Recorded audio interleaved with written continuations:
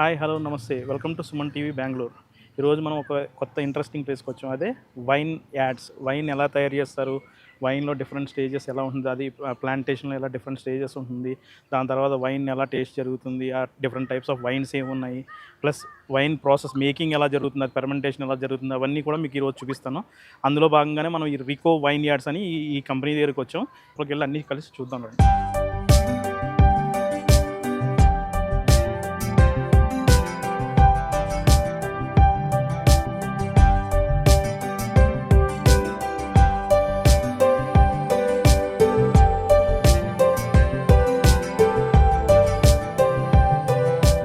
ఇప్పుడు ఇక్కడికి వచ్చాం కదా, ఇది వైన్ టేస్ట్ ఎలా ఉన్నాయి, డిఫరెంట్ టైప్స్ ఆఫ్ వైన్స్ ఏమున్నాయి, ఆ వైన్ టేస్ట్ ఎలా ఉంది, అవన్నీ మనకు చూపిస్తున్నారు. అది చేసే ముందు ఫస్ట్ ఇక్కడ ఏం చేస్తున్నారంటే, ఫస్ట్ ఆ వైన్ వచ్చి చూడండి. ఫస్ట్ గ్లాస్లో వేసిన తర్వాత ఆ వైన్ చూడండి, దాని తర్వాత కదపండి. మీకు ఇక్కడ బోర్డు కూడా చూడొచ్చు, కదిపి చూడండి. First swirl and then smell. అది మనం స్మెల్ చేసి చూడండి అన్నారు. స్మెల్ చేసిన తర్వాత స్లోగా దాన్ని సిప్ చేయమంటున్నారు. స్లోగా సిప్ చేసి ఆ తర్వాత దాన్ని అప్పుడు ఆస్వాదిస్తూ తాగమని చెప్పి వీళ్ళు మనకి మెసేజ్ అనమాట. ఓకే, ఇప్పుడు మనకి వైట్ వైన్ ఇచ్చారు. మన వాళ్ళు చెప్పినట్టు ఫస్ట్ దాన్ని చూడమన్నారు. ఇది చూస్తే ఏంటంటే, ఇప్పుడు ఈ కలర్ ఎంత కలర్ అంటే ఎక్కువ ఎల్లోయిష్ ఉంటే అంత హార్డ్ వైన్ అనమాట, ఎంత లైటర్ ఉంటే అంత లైటర్ వైన్ అనమాట ఇది.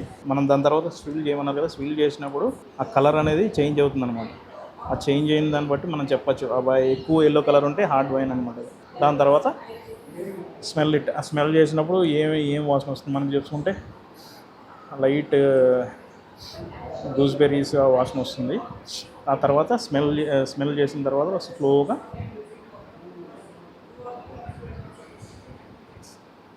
సిప్ చేసి చూడొచ్చు. ఇంకేంటంటే లాస్ట్ స్టెప్లో ఏంటంటే సేవియర్. ఏదంటే ఆ సేవియర్ ఏంటంటే రెగ్యులర్గా డ్రింక్ చేసి వైన్ తాగేవాళ్ళు కాదన్నమాట. అది ఏంటంటే వైన్ టేస్ట్ చేసి వైన్ తయారు చేసేవాళ్ళకి అది. ఆ సేవియర్లో వాళ్ళు ఏం చేస్తారంటే కళ్ళు మూసుకుని వాళ్ళకి ఒక బ్యాచ్ వైజ్వి అలా కళ్ళు మూసుకుని అలా చేసి అది ఏం టేస్ట్ ఉంది అదంతా కూడా అది కరెక్ట్గా వచ్చింది లేదనేది వాళ్ళు చెప్తారన్నమాట. వాళ్ళకి అది సేవియర్ అనేది లాస్ట్ ఆప్షన్. ఇది ఏం వైన్ అని? Sparkle wine. ఓకే, మనం బబుల్స్ చూడొచ్చు. ఈ స్పార్కిల్ వైన్. ఫస్ట్ మనం వైట్ వైన్ చూసాం, దాని తర్వాత స్పార్కిల్ వైన్ చూసాం, దాని తర్వాత ఇప్పుడు ఇది రెడ్ వైన్ అనమాట. ఈ రెడ్ వైన్ కూడా మనం కలర్స్ తోటి గుడ్ బ్యాడ్ అని చెప్పలేం. You can see the colour. It is transferring to this thing directly. అదే ఒరిజినల్ కలర్ ఏదైతే ట్రాన్స్ఫర్ అవుతుందో, బట్ అది కాకుండా డార్క్ బ్రౌన్ అదన్నీ వస్తే ఇది మంచి వైన్ కాదనమాట. మనం చెక్ చేసుకోవచ్చు మంచి వైన్ కాదు. ద సేమ్ కలర్ పింకిష్లో ఉండి same colour wine colour same reflect అయితే ఇక్కడ చూడొచ్చు. అదే ఉంటే కనుక అది గుడ్ వైన్ అనమాట. ఇది షిరాజ్. ఈ షిరాజ్ అనే గ్రేప్తో తయారు చేసిన వైన్ అనమాట. సో ఇది రెడ్ వైన్. సో ఇందులో కూడా డిఫరెంట్ టైప్స్ ఉన్నాయి. I will show you the different types of wines. So these are the different types of wines. Okay. This is Sauvignon Blanc. So Blanc is basically white. So it's a white wine originally from France. Okay. And Chenin Blanc, this is originally from South Africa. It's a white wine again. Okay. So pineapple, it is made of 100% pineapple wine. Okay. And Soil to Soul red is from the Bangalore Blue grapes. Mm-hmm. And this is the Selecta Shiraz is, it's a aged wine. So it is 2018 vintage Okay. wine. Okay. So that's why it is with the cork. And this is non-aged wine, Shiraz. It's a fresh wine. Okay. And Cabernet Sauvignon, that's again different type of grape. Okay. And this last one is Cabernet Shiraz. It's a blend of two different grapes. Shiraz and Cabernet, these Yeah. two mix it will come. Mix, yeah. But this These is two not also mix. aged. This is Not the fresh aged. one. Yeah, fresh one. Okay. It is also blend of 65% Cabernet Sauvignon and 35% Shiraz. Okay thank you. మనం ఈ grape wine processing కోసం వీళ్ళు నార్మల్గా మనకి చూపించడం కోసం 4 levels ఉంటుందన్నమాట. ఇది స్టార్టింగ్ లెవెల్, అంటే చిన్నది స్టార్టింగ్, ఇప్పుడు గ్రోత్ వచ్చినప్పుడు. బట్ మనం ఇది ఫస్ట్ 4 అనుకోవచ్చు, 4th లెవెల్. అంటే స్టార్టింగ్ పెద్దదైతే ఇది starting level, but it is called as 4th level. But మనం ఇందులో కింద నుంచి వెళ్తా చూద్దాం. ఈ 3rd లెవెల్. ఓకే, ఈ 3rd లెవెల్, ఇది 3rd లెవెల్ అనమాట. ఈ స్టేజ్ చూడండి, ఈ స్టేజ్ చిన్నగా ఉంటాయి. ఈ 3rd లెవెల్ ఇదండి. మళ్ళీ మనం ఇక్కడ ఏంటంటే ఈ గ్రోతింగ్ కోసం ఇది ఆల్మోస్ట్ 10-12 ఇయర్స్ ఓల్డ్ చెట్లు. దీనికి at least 50 to 70 litres daily water అయితే ఉండాలంట. ఇప్పుడు దాకా మాట్లాడుకున్నా. ఇంకా రైపింగ్ స్టేజ్ అనమాట. ఇది ఈ స్టేజ్కి వచ్చిన తర్వాత దీన్ని మొత్తం తీసేసి రైప్ చేస్తారు. దీన్ని తీసి రెడ్ వైన్ రెడీ అవుతుంది అనమాట. ఇది బెంగళూరు ఈ క్లైమేట్కి ఇక్కడే గ్రో అవుతుంది ఈ గ్రేప్. మనం చూడొచ్చు, ఇది కరెక్ట్ కలర్ ఉంది.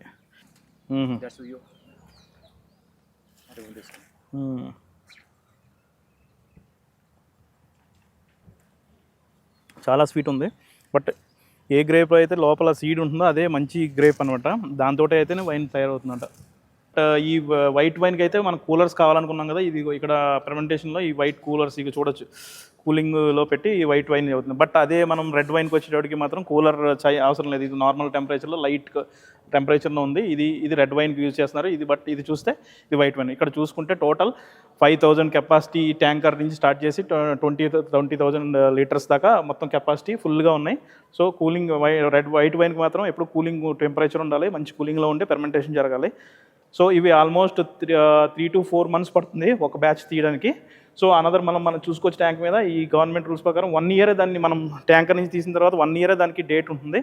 1 year లోపల కన్జ్యూమ్ చేసేయాలి వైన్.